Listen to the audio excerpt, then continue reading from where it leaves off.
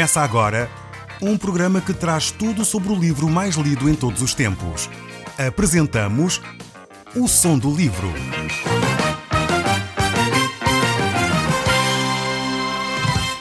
Seja muito bem-vindo. Neste podcast vai encontrar o livro mais conhecido e lido em todo o mundo. Vamos levá-lo numa viagem pela história da humanidade. Este é um audiolivro para si, para a sua família e sociedade em geral. Contextualização e comentários de Paulo Chaveiro. Eu sou o Paulo Chaveiro e nós hoje estamos a retornar ao livro de Amós e estamos no capítulo 3. Nós iremos ler a partir do verso 7 e 8 do nosso capítulo 3, iremos introduzir aqui um pouco aquilo que já refletimos no último programa e depois então entraremos na mensagem que Amós tem para nós hoje neste texto bíblico. Diz assim então o livro de Amós, capítulo 3, verso 7. Certamente o Senhor Deus não fará coisa alguma sem primeiro revelar os seus segredos aos seus servos, os profetas. Rugirá o leão, quem não temerá? Falou o Senhor Deus, quem não profetizará? Temos aqui esta declaração da parte de Deus tremenda. É uma declaração que nos deveria tranquilizar o coração, por um lado, porque mostra a preocupação de Deus em transmitir a sua vontade ao seu povo. Ou seja, antes de Deus agir, antes de Deus trazer uma catástrofe, antes de Deus agir, seja de que forma for, Ele vai trazer a sua revelação aos seus profetas. E diz aqui o texto bíblico, dá esta comparação muito interessante. De facto, quando um leão ruge, aquilo mete respeito. Como eu disse já num outro programa, eu não sei se você já alguma vez ouviu ao vivo ouvir um leão a rugir. Eu já tive o privilégio de ouvir aqui no Jardim Zoológico de Lisboa. De facto é assustador e aqueles animais estão seguros, nós estamos tranquilos cá do outro lado da rua, mas mete respeito. A mesma coisa acontece quando Deus fala. Deus fala com autoridade. E quando Deus fala, meus caros, aqueles que são servos de Deus têm de declarar a mensagem de Deus. Não há alternativa. Jesus dizia a certa altura, até das pedras da calçada ele poderia suscitar filhos de Abraão. Quando Deus fala, Deus declara e tem que ser profetizado. E aqui os profetas não têm alternativa, têm que ser fiéis à palavra de Deus. É pena que, infelizmente, há muitas pessoas a querer falar em nome próprio e não em nome de Deus. Como seria importante que aqueles que têm a responsabilidade de anunciar a palavra de Deus tivessem mais cautela na forma como proclamam a palavra de Deus e não falar em nome próprio, não falar com os seus próprios pensamentos, as suas próprias ideias, mas declarar efetivamente a mensagem de Deus. Porque cada um que fala em nome de Deus, seja efetivamente ou não, irá dar contas por isso. Deus irá pedir contas pela forma fiel ou não que essa pessoa transmitiu a verdade de Deus.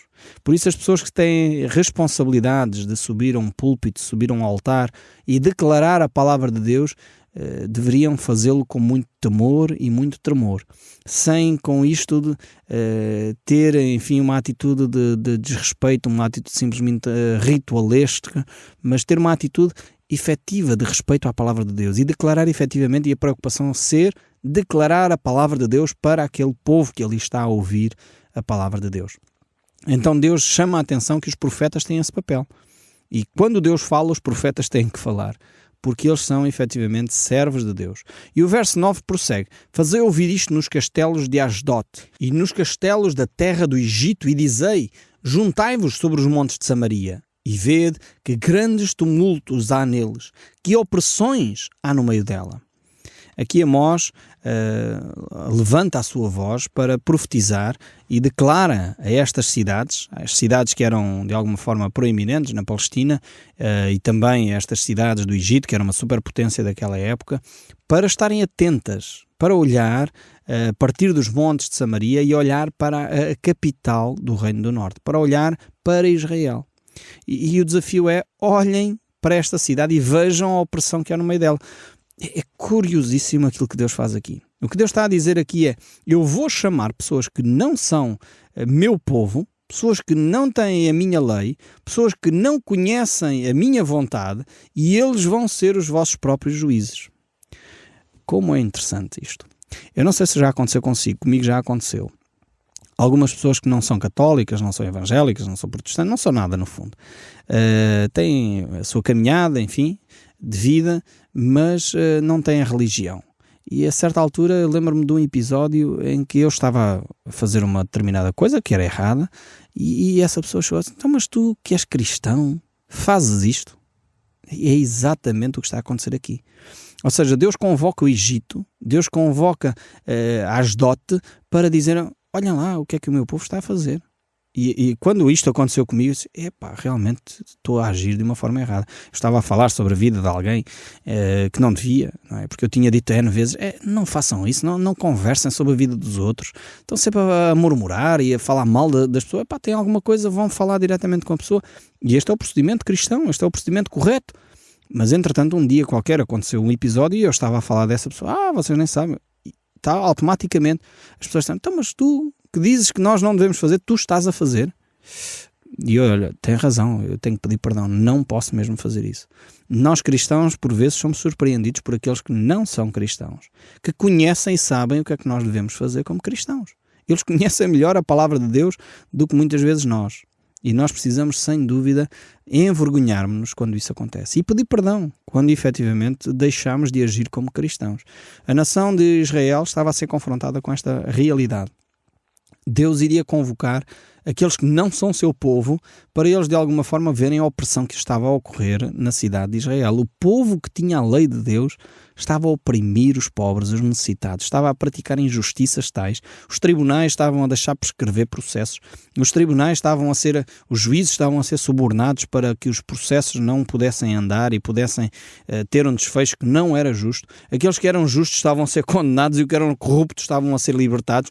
Realmente estava a acontecer cada atrocidade na nação de Israel, que Deus diz: eu vou convocar aqueles que não são cristãos, aqueles que não são meu povo, para avaliar o que é que a nação de Israel está a fazer. Isto é uma vergonha, é uma atrocidade que não posso permitir que aconteça. E o verso 10 diz: porque Israel não sabe fazer o que é reto, diz o Senhor, e entesoura nos seus castelos e violência e a devastação.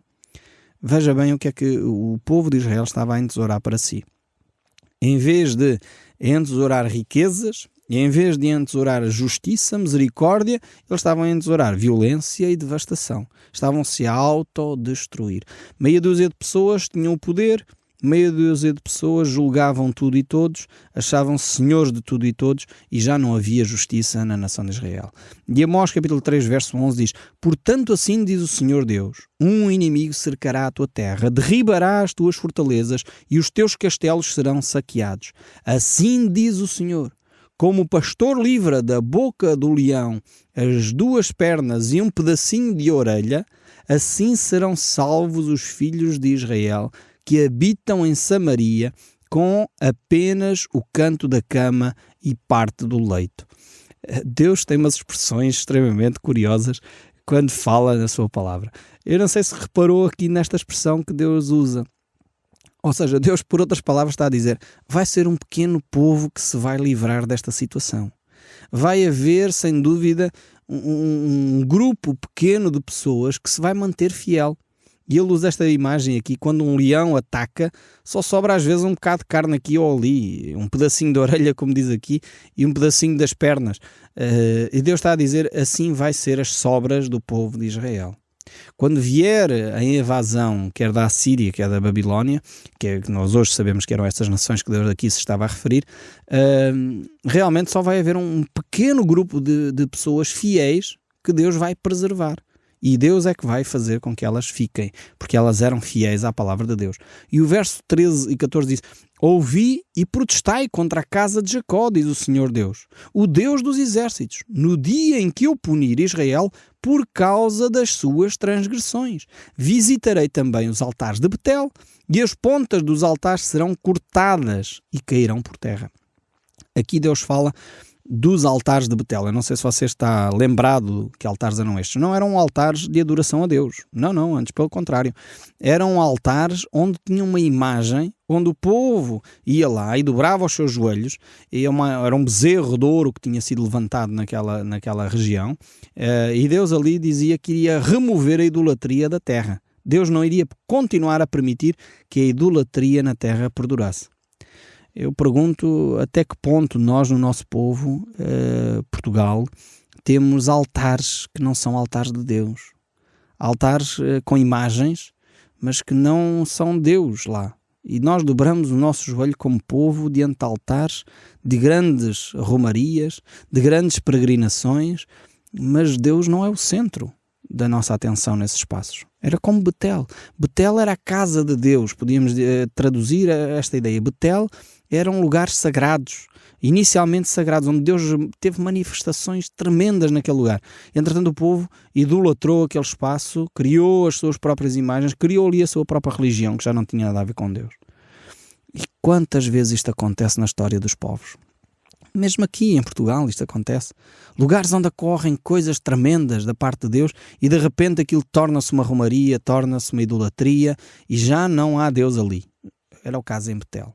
Verso 15 diz: derrubarei a casa de inverno com a casa de verão, as casas de marfim perecerão e as grandes casas serão destruídas no Senhor, as casas de marfim serão destruídas. Deus avisa claramente o que é que vai acontecer.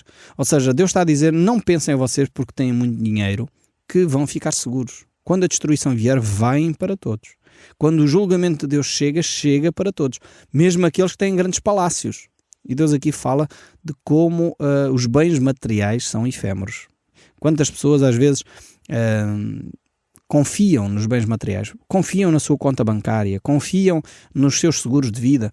E sabem o que é que acontece? Muitas vezes a seguradora abre falência, os bancos abrem falência, ficam com o dinheiro e a pessoa entra em colapso, porque de facto perdeu toda a fortuna que estava depositada num banco tal. E isto nós pensamos que era só no passado, mas há bem pouco tempo aconteceu bancos a falir aqui na Europa. Nós tomamos séria atenção do que está a acontecer e os Estados Unidos, as dificuldades que estão a ocorrer monetariamente. Isto, as pessoas podem pensar que o dinheiro é uma fonte segura, mas não é na realidade.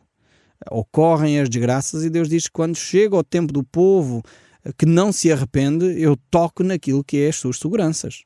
Seja a casa de marfim, a casa de ouro, aquilo que você pensa que é muito importante, não dura nada, não é eterno. E Amós vai chamar esta atenção aqui ao povo de Israel.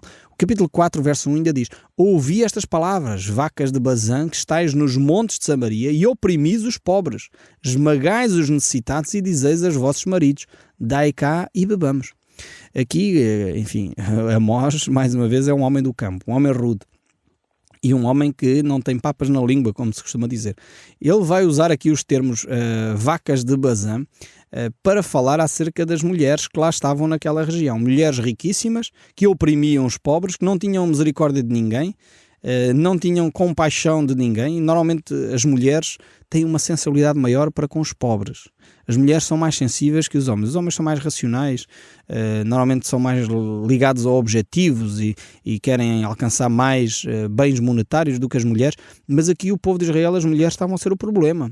As mulheres estavam elas a oprimir os pobres porque andavam atrás dos seus vestidos e atrás do seu ouro e atrás das suas malinhas e dos seus sapatinhos, e elas já não queriam saber dos pobres. Esmagavam os necessitados, diz aqui, e promoviam o alcoolismo dos seus maridos. Vejam bem, provavelmente aqui esta ideia ligada com uma vida de licenciosidade, de promiscuidade, em que as mulheres são as principais promotoras deste tipo de comportamentos. E Deus condena isto. Deus mostrava claramente, e como tem sido ao longo da história, nós encontramos mulheres que se distinguem, ainda bem, pela positiva. Vemos mulheres às vezes riquíssimas que têm uma compaixão para com as necessidades tremendas e fazem diferença positiva na sociedade. E este deveria ser o papel das mulheres e não o contrário. Em Israel estava a acontecer o contrário. As mulheres, em vez de terem compaixão pelos necessitados, eram elas as primeiras a oprimir os necessitados. Porque queriam comprar a roupa tal, queriam comprar os vestidos tais, comprar a joalharia não sei o quê, e os desgraçados dos pobres e das crianças tinham que trabalhar para satisfazer estes desejos destas pessoas. Realmente precisamos de pensar também na nossa sociedade como nós temos vivido esta realidade. Se calhar não são os pobres da nossa cidade, mas se calhar para que haja determinado tipo de produto, estamos a oprimir povos no terceiro mundo e na Ásia para que eles produzam a baixo custo determinados produtos que nós queremos consumir aqui na Europa. E na China e aqui e ali. E às vezes nós não fazemos esta reflexão porque isto incomoda muito. Isto é uma reflexão muito complicada e nós não queremos fazê-la, porque na realidade, quando nós começamos a pôr o dedo na ferida, às vezes dói, não é? E hoje em dia, com uma economia mais global, nós precisaríamos de começar a fazer cada vez mais esta reflexão. Como é que os produtos que eu consumo aqui em Portugal e na Europa estão a influenciar a vida das pessoas lá, se calhar no Médio Oriente? E estão a influenciar, sem dúvida. As coisas hoje em dia ocorrem aqui na Europa de uma forma que está ligado com toda a economia mundial. E nós precisávamos de uma reflexão maior sobre esta questão. E Amós fez esta reflexão, e ainda bem que nós temos-la aqui para nós podermos refletir. E diz assim o verso 2: Jurou o Senhor Deus pela sua santidade, que dias estão para vir sobre vós, em que vos levarão com anzóis e as vossas restantes com fisgas de pesca. Saireis cada um em frente de si pela brecha e vos levareis para Hermon, disse o Senhor. Deus então estava a utilizar aqui o profeta Amós para manifestar aos ricos, aos governantes, àqueles que viviam nos palácios, que isto não era segurança absolutamente nenhuma. Eles não estavam seguros nos seus palácios, nas suas moradias, nos seus condomínios fechados. Quando chegasse o juízo de Deus, chegava para todos. E chegava ao ponto de levar o povo cativo, preso pelo pescoço, preso por anzóis. E foi o caso que aconteceu quando a Assíria invadiu a nação de Israel. O mesmo aconteceu quando a Babilónia invadiu a nação de Judá. E na realidade esta profecia cumpriu-se literalmente, e hoje há relevos que retratam estas deportações e mostram exatamente como as pessoas eram deportadas, com estas presas pelo pescoço uns aos outros, alguns presos exatamente por anzóis que ligavam as pessoas e provocavam dores tremendas, e há uma série de documentação arqueológica hoje que comprova esta profecia aqui de Amós. Mas o verso 4 deste capítulo 4 ainda diz: Vinde a Betel, e transgredi a Gilgal, e multiplicai as transgressões. E cada manhã trazei os vossos sacrifícios, e de 3 em 3 dias os vossos dízimos, e oferecei sacrifícios de louvor do que é dado, e apregoai ofertas voluntárias, publicai-as, porque disso gostais, ó filhos de Israel, diz o Senhor. Quando nós lemos este texto assim, se você não tiver o contexto, poderia ficar surpreendido. Então agora Deus diz para o povo transgredir. Diz aqui para o povo multiplicar as transgressões. O que é que Deus está a querer dizer? É óbvio, aqui Deus está a usar de ironia. Deus está a mostrar que eles iam lá com os dízimos, tentavam comprar no fundo, os favores de Deus através das ofertas, e isto não servia de nada. Deus deve dizer, isto é ritual vazio. E, infelizmente hoje temos congregações que vivem destas práticas assim. Fazemos rituais, fazemos procissões, vendemos água daqui, pauzinhos da acolá e não sei o quê, e andamos a vender coisas, e Deus diz, isto não serve de nada. Multiplicai então as vossas transgressões, façam o que vocês quiserem. No fundo é o que Deus está aqui a dizer à nação de Israel. Querem viver da idolatria? Vivam da idolatria, mas vão sofrer a penalidade. Vão viver dessa maneira, fazem essa opção, mas vai haver punição. E Deus está aqui a usar uma linguagem irónica, claramente, para chamar a atenção daquilo que as pessoas estavam a fazer, para no fundo chocar a população, para ver se eles acordavam através de uma mensagem mais irónica. E o verso 6 diz: Também vos deixei de dentes limpos em todas as vossas cidades e com falta de pão em todos os vossos lugares. Contudo, não vos convertestes a mim, diz o Senhor. É óbvio que Deus aqui, quando fala em dentes limpos, Deus não está a falar de uma nova pasta de dentes. Deus está a dizer vocês não vão ter nada para comer, que nem sequer a boca vão sujar. Se é esse o caminho que querem multiplicar as transgressões, querem continuar a oprimir os necessitados, querem continuar a fazer injustiça, querem continuar a fazer mal às crianças inocentes, então vão sofrer a punição por isso. Vão sofrer, vão no fundo ficar privados do que é básico da existência e da vida. E aí vão começar a dar valor àquilo que é essencial para a vida. E é isso que Deus está aqui a dizer neste verso 6. O verso 7 diz assim: Além disso, retive de vós a chuva 3 meses, ainda antes da ceifa, e fiz chover sobre a cidade e sobre a outra não. Um campo teve chuva, mas o outro ficou sem chuva, secou. Andaram 2 ou 3 cidades, indo a outra cidade para beberem água, mas não se saciaram. Contudo, não vos converteste a mim, diz o Senhor. Aqui, mais uma vez, Deus mostra que Ele é soberano sobre todas as coisas, sobre a criação inclusive. E hoje, apesar de todos os avanços tecnológicos, nós continuamos com muitas perguntas, mais do que com respostas em relação a como se forma a chuva, de onde ela surge, como ela cai, porque é que ela cai, de onde vêm os ventos. Temos muita tecnologia, mas continuamos com muitas perguntas. E, na realidade, enquanto nós não admitirmos que é Deus que está no controle e por detrás destes fenómenos, provavelmente nós não vamos encontrar a resposta nunca, não é? E aqui o povo mesmo, rendido às evidências, Deus fazia chover sobre uma cidade que provavelmente estava mais próxima da sua vontade e noutra não, porque estava mais longe daquilo que era a vontade de Deus. Mesmo assim o povo não se tocava, não chegava lá. É tremendo quando nós tentamos passar uma mensagem a alguém e a pessoa não se toca, não entende. Por mais que nós tentemos ensinar por vários meios, a pessoa não chega lá. E isso é triste. E Deus estava a fazer isso com as vidas do povo de Israel, e eles não se arrependiam, eles não se convertiam, eles não voltavam para Deus. E simplesmente, se eles fizessem isso, Deus então travaria este processo, porque Deus queria o seu arrependimento, mas eles não se arrependeram. O verso 9 diz: feri-vos com queimaduras e ferrugem a multidão das vossas hortas e as vossas vinhas e das vossas figueiras e dos vossos olivais, devorou-a o gafanhoto, contudo não vos convertestes a mim, diz o Senhor. Ou seja, não era já só a seca, havia também problemas noutras áreas, mas mesmo assim o povo continuava sem perceber que o problema central era um problema de ordem espiritual. E parece quase a nossa nação. Nós pensamos que o nosso problema é o PIB, o nosso problema é a inflação, o nosso problema é a taxa de juro que não desce, e o problema do nosso povo é um problema de ordem espiritual, como era o caso aqui da nação de Israel. O povo não perguntava o que é que está a acontecer, porque é que estas coisas ocorrem connosco. Talvez na nossa vida própria, privada, às vezes nós precisaríamos de fazer esta reflexão. Porquê é que determinadas situações ocorrem comigo? Constantemente estou a ter problemas e dificuldades. Porquê isto? Talvez fosse uma altura de parar, pensar, refletir seriamente se nós não estamos a viver à margem daquilo que é a vontade de Deus para nós.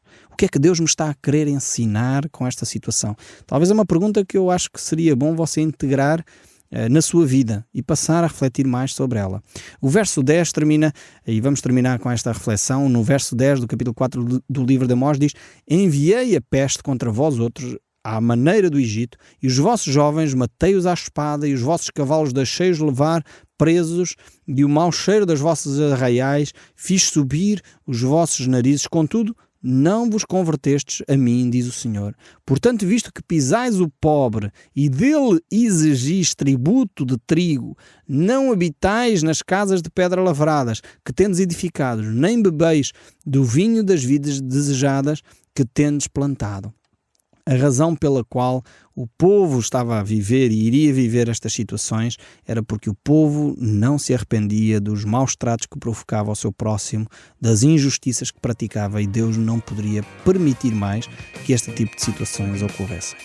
O Som do Livro, uma produção da Rádio Transmundial de Portugal.